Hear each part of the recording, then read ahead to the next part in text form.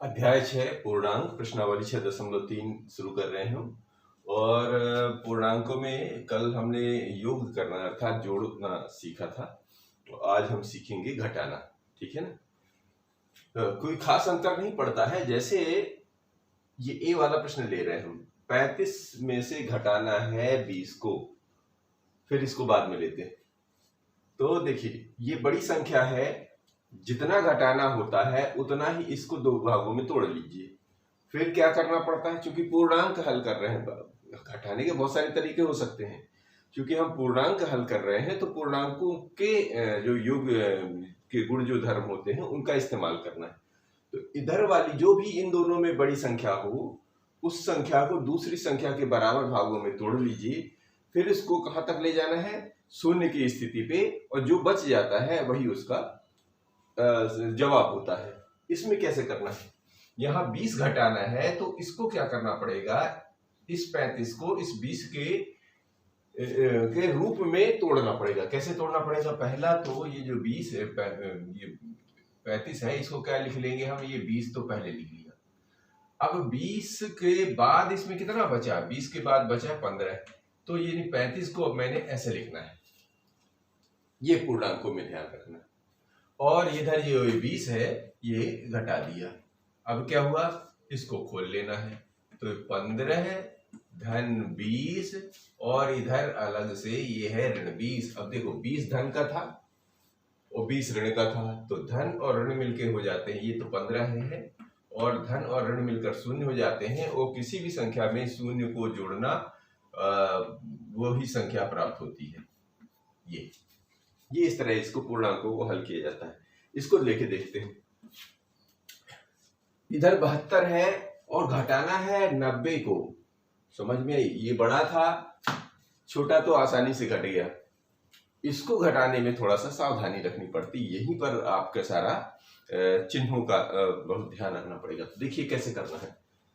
ये 72 है और ये 90 को तोड़ेंगे 72 के रूप में। ठीक है, तो ये रहा है 72 और ऋण चिन्ह लगाना है, ऋण चिन्ह जो पहले से लगा है। ये 90 को इस रूप में तोड़ना है। तो 72 तो आप लिख ही लो। अब 90 में से 72 कम करके, सॉरी धन, तभी तो 90 बनना है, यानी इसको 90 ही होना है पर दो भागों में करके होना है। तो 10 में से 2 गया 8 और ये बन गया 8, 8 में 7 गया 1। ये ऐसा हो गया। अब इसको क्या करना है, ये 72 में से ये 72 को घटाना और ऋण में धन का गुणा ऋण हो जाता है, ये बन गया 18। 72 धन की कोई चिन्ह नहीं लगा रहता तो धनात्मक होता है। तो धनात्मक प्लस में से ऋणात्मक कम किया, सो बन गया 0।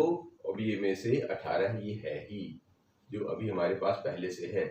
अब क्या हुआ, किसी भी संख्या में शून्य के घटाना या जोड़ना वही संख्या प्राप्त होती है, यानी कि इसमें ऋण 18 ही प्राप्त होगा। ठीक है, इस तरह ये घटाइए का काम करना है। अब लेते हैं सी और डी।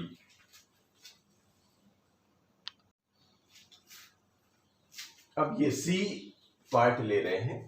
ऋण 15 में से घटाना है ऋण 18 को। ध्यान रखिएगा, ये भी ऋणात्मक संख्या है, घटाना भी है और दूसरी भी संख्या ऋणात्मक है। तो क्या होता है, जरा देखिए।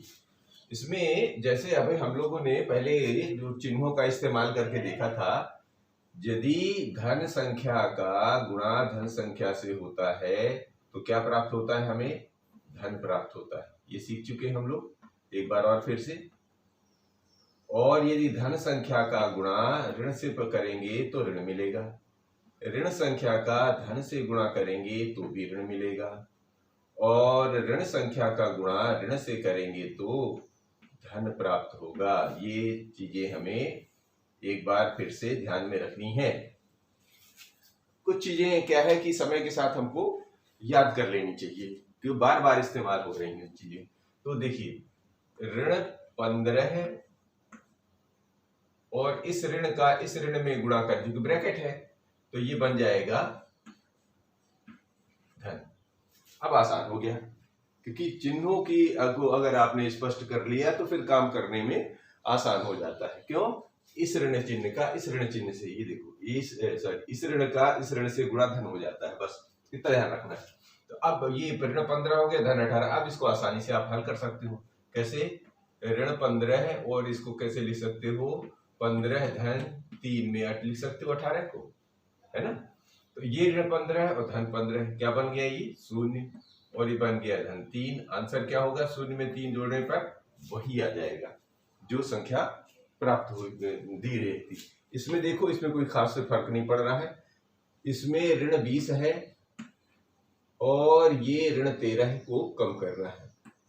खोल दे, ये खोल दिया। अब इसको क्या करना है?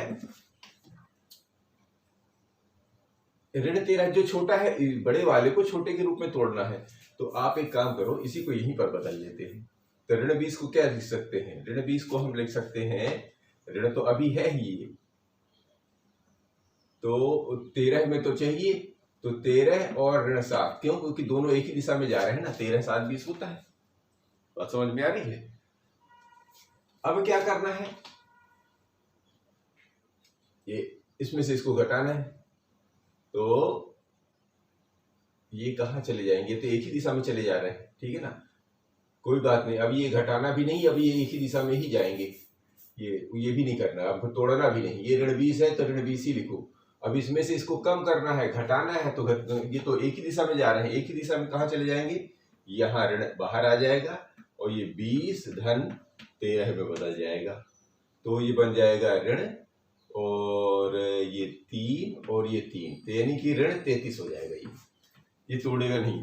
क्यों? क्योंकि ये भी ऋण है, ये भी ऋण है, और ये दोनों ऋण एक ही दिशा में जा रहे हैं, घट रहे हैं ना। घटने का मतलब हो गया कि जितना 20 से और 13 पीछे जा रहे हैं, तो 20 से 13 और पीछे की तरफ, यानी ऋण की तरफ बाएं तरफ गए, तो ऋण बाहर आ जाएगा। जैसे ऋण बाहर आए, दोनों धन, ये वाले जो चिन्ह बाहर जब ऋण लेते हैं तो ये अंदर की संख्या धनात्मक हो जाती है।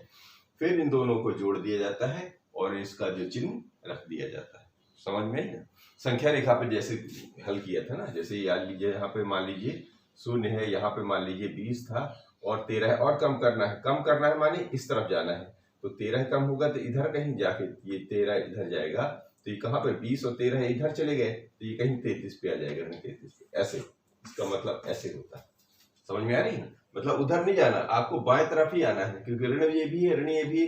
तो क्या हो रहे हैं? दोनों ऋण तो रहेंगे, लेकिन दोनों आपस में सम्मिलित होकर इधर आ रहे हैं। तो सम्मिलित ऐसे ही होता है, और इसको इस पार ले आते हैं, और जहां पर आते हैं वहां पर उसकी संख्या लिख दी जाती है, यानी इनको दोनों को जोड़ के लिख दिया जाता है। और ये संख्या रेखा फिर ऐसे दिखाया जाता है। हल करने का तरीका ऐसे होता है। ये 1-2 बार करेंगे तो आपको और ज्यादा स्पष्ट हो जाए। हालांकि अभी ये सब हम लोग कर चुके हैं पीछे। अब लेते हैं ई और एफ पार्ट।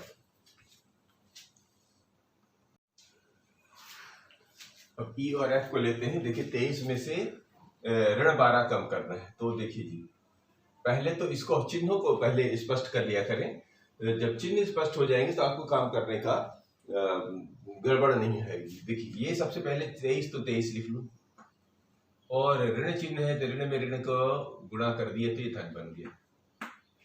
ये 12, इसका मतलब क्या हो गया? इसका मतलब ये कहना था कि 23 में से घटाने हैं ऋण 12, यानी ऋण 12 इस जो थे तो उसको उस पार ले जाने हैं। कहने का मतलब ये था। तो उस पार ले जाने पे धन बन गया ये।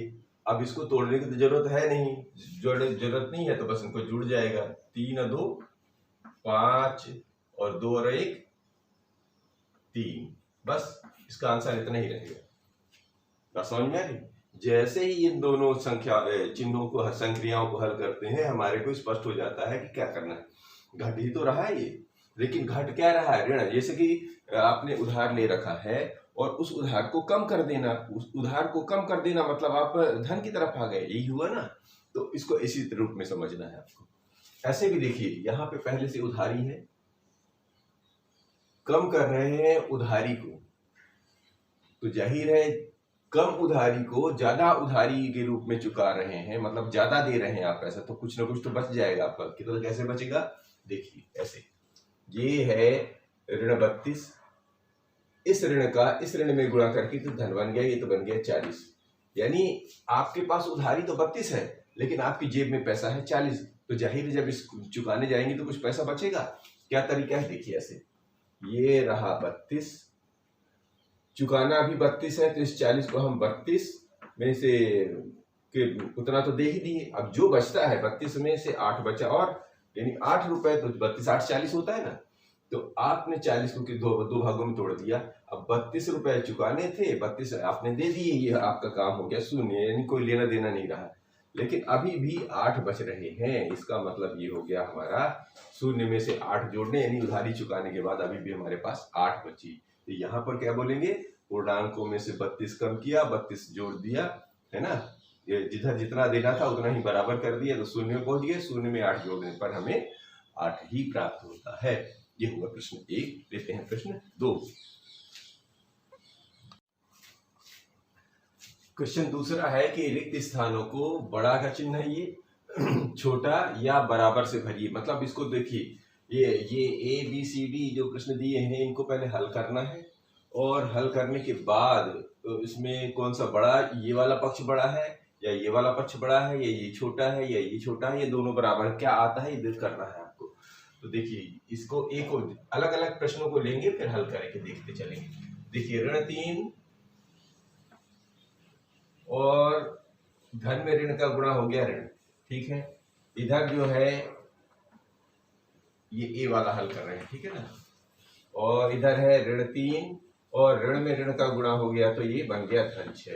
तो धन 3 में से ऋण 3 गया, तो ये तो धन का 3 बचा, और इधर ऋण 3 एक तरफ चले गए हैं, तो ये बन गया है ऋण 9।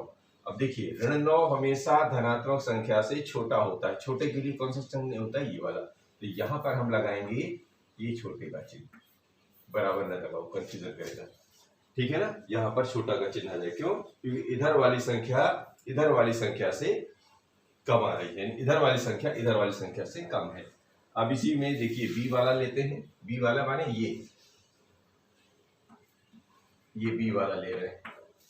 ऋण 21, अब धन ऋण में ऋण का गुणा कर दिया, तो इधर बन गया धन, ये जगह खाली, और इधर ऋण 31 है, और ये ब्रैकेट खोल दिया, धन में ऋण का गुणा हो गया ऋण 11। अब देखिए, अब 31 में से 10 कम, 21 में से ये ऋण का है, ये धन का 10 है। जैसे वैसे हल किया था ना हम लोगों ने, तो ऋण 21 को क्या कर देंगे, ऋण 11 और 10 में ऋण 10 में तोड़ देंगे, क्योंकि दोनों ऋण के हैं, और ये धन 10 का है, ठीक है ना। और ये ब्रैकेट ऐसे ही तो किया था, लेकिन ये दोनों एक ही दिशा में जा रहे हैं, तो ये बन गया ऋण 41।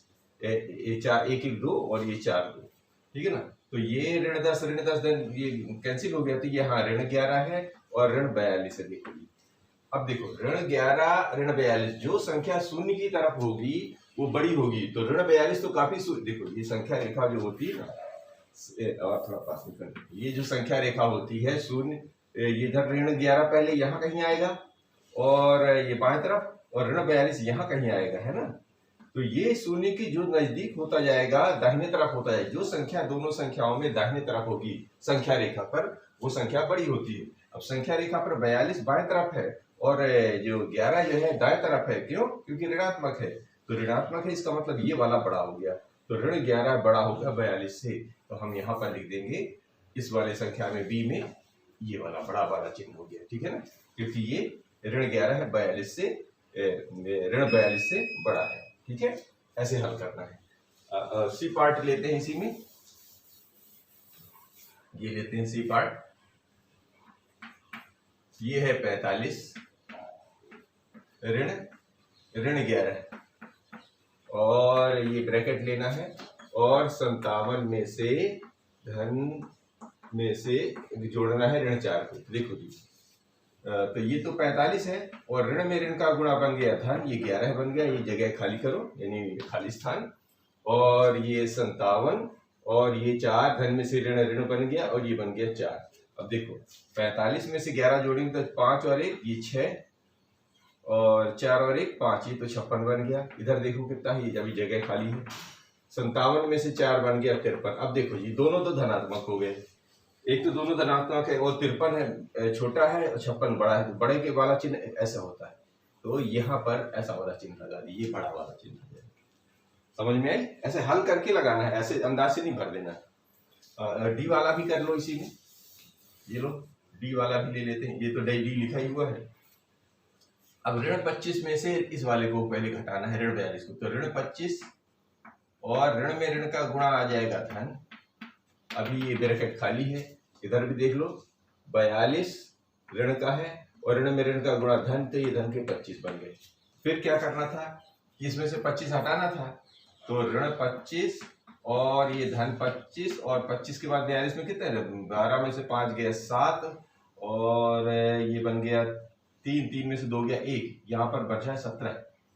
ठीक है ना, यानी 42 और 25 को जोड़ेंगे तो 25 और 17 को जोड़ेंगे तो 42 होता है। इधर नहीं, ये वाला है, खाली स्थान बनाइए, इधर ऋण 42 को अब जोड़िए 25 में, तो ये तो बन गया ऋण के 25 तो पहले अलग निकाल लीजिए, ठीक है, और 25 इसी में तो 25 निकाला था, 17 ही तो है, तो 17 और किसमें ऋण 25 में तोड़ दिया और ये धन 25 ऑलरेडी है, यानी हम ऋण 42 को इस रूप में लिख लिया।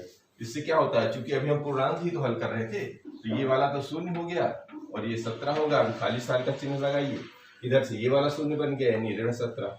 अब देख लो, ऋण 17 ऋण में धन का गुणा हो गया, ऋण ही होगा, ठीक है ना, तो इधर से बन गया ये ऋण 17, इधर से बन गया ये धन 17 खाली स्थान। अब देखो, ऋण 17 संख्या रेखा के इधर है बाएं तरफ और धन 17 संख्या रेखा के इधर है, तो जो दाहिने तरफ होता है बड़ा होता है और हमेशा धनात्मक संख्या बड़ी होती है, यानी ये 17 बड़ा है इससे, तो यहाँ पर हम चिन्ह लगा देंगे धन का। इस तरह हमारा ये दूसरा प्रश्न समाप्त होता है।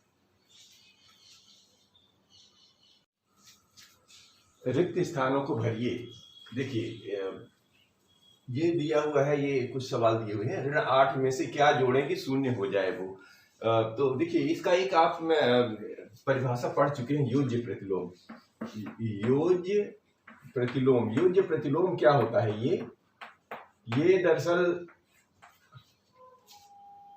जो संख्या दी हुई होती है उसी का ऋणात्मक भाग, यानी उसी का ऋणात्मक हिस्सा। जैसे मान लीजिए कोई संख्या दी हुई है 5, तो 5 का योज्य प्रतिलोम क्या होगा, इसी का जो ऋणात्मक भाग होगा वो योज्य प्रतिलोम होगा। अगर ये ऋण 5 इधर है तो इसका योज्य प्रतिलोम कितना हो जाएगा, धन 5। ऐसा समझ में आए, यानी जो संख्या दी हुई है उसका योज्य प्रतिलोम अगर जोड़ना है तो यानी कहने का मतलब ये है कि उन दोनों संख्याओं और योज्य प्रतिलोम कैसे पता चलेंगे है कि यदि इन दोनों संख्याओं को जोड़ दिया जाए, यानी 5 में से ऋण 5 को जोड़ देंगे तो क्या होगा, वहीं पर पहुंच जाएंगे। इन संख्या रेखा पर धन 5 चले, फिर वापस ऋण 5 आ गए, शून्य पे आ जाना, ये कहलाता है योज्य प्रतिलोम। इधर ऋण 5 था, देखिए जैसे ये संख्या रेखा बना लिया, इधर कहीं ऋण 5 है, इधर कहीं धन 5 है, तो यानी यदि इन दोनों को जोड़ना है तो ऋण 5 तो इधर गए और फिर वापस धन की तरफ 5 इधर वापस आ जाएंगे, तो वापस यही शून्य पर आ जाएंगे, है ना। अगर 5 से शून्य से 5 की तरफ गए तो वापस 5 से शून्य की तरफ आ गए तो फिर शून्य में आ जाएंगे।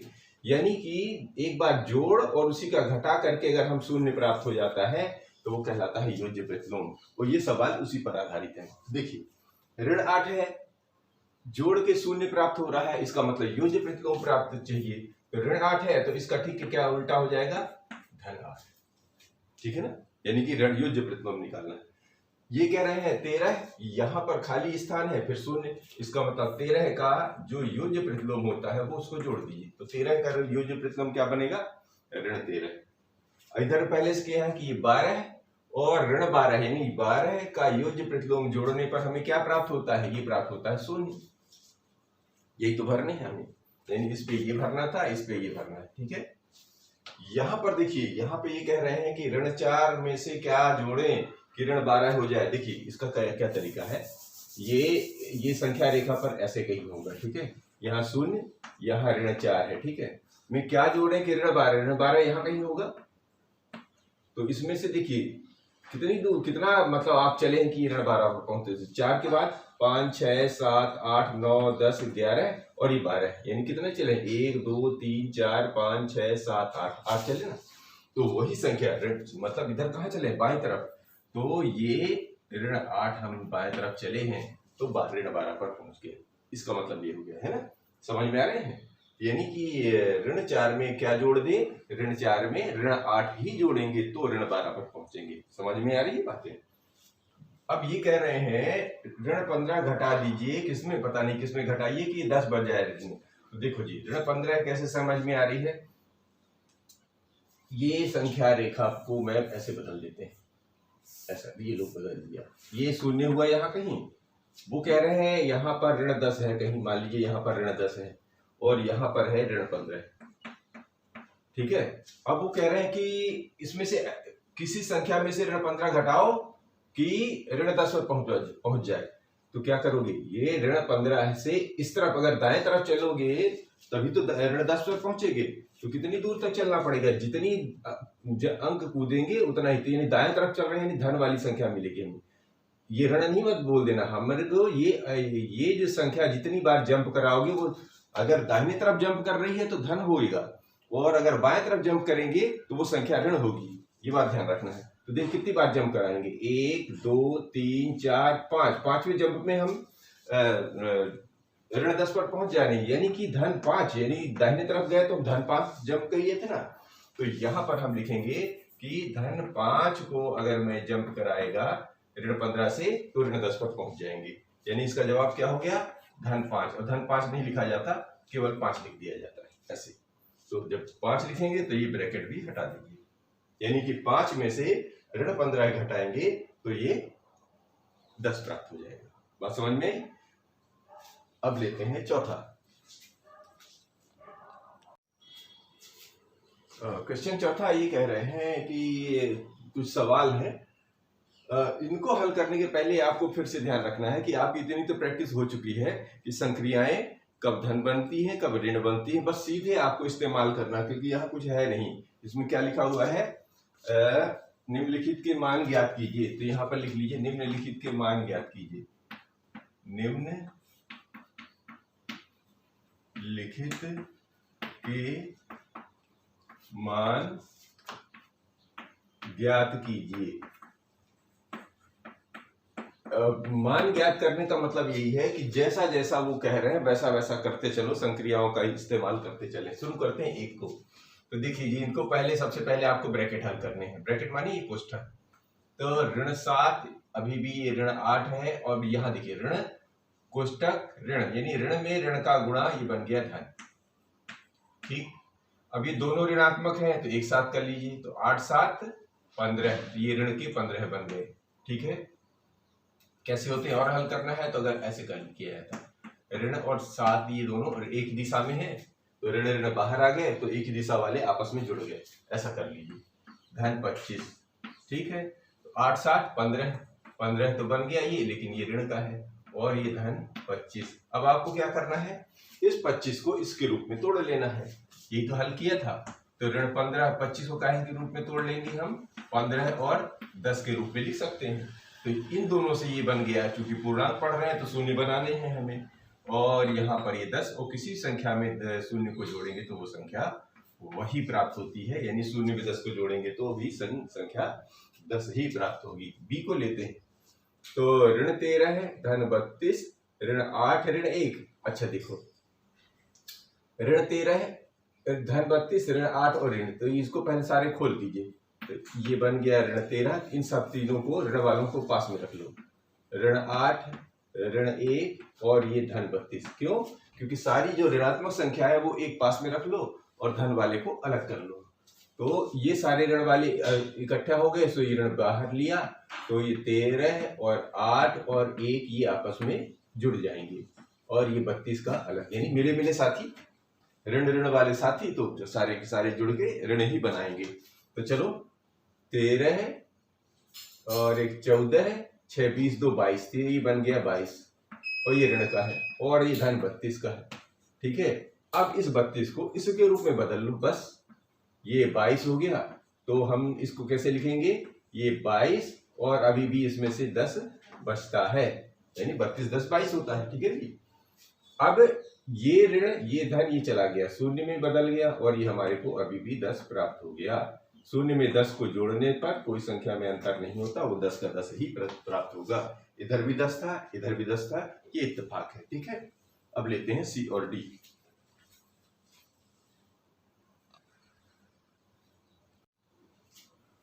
अब ये सी पार्ट है उसको लेते हैं। देखिए ऋण 7 में जोड़ना है ऋण 8 को, ऋण 8 को भी जोड़ना है ऋण 90, यानी ये भी ऋण, ये भी ऋण, ये भी ऋण, सारे ऋणात्मक हैं। सारे ऋणात्मक है तो पहले तो ब्रैकेट से हटा लो, या एक काम करो, सीधा सीधा ऋण है तो ऋण तो बाहर ही निकाल लो और सारे के सारे धन के अंदर कर दो। तो ये 7 धन 8 धन 90, ये सारे के सारे जुड़ जाएंगे। क्यों? क्योंकि ऋण भी है, ऋण भी है, ऋण भी है, तो सारे ऋण बाहर कर लिए और बचा क्या धन है, धन, तो सारे के जुड़ जाएंगे, कुछ नहीं होना। अब ये सारे के सारे अंदर जुड़ जाएंगे, बस हो गया। तो ये क्या बन गया, 8 7 15, 90 में 15 जोड़ेंगे तो 105 बन गया। ये तो बहुत छोटा था, बस सीधा सीधा, ठीक है, इसमें तो और कुछ करना नहीं था। इधर देखो,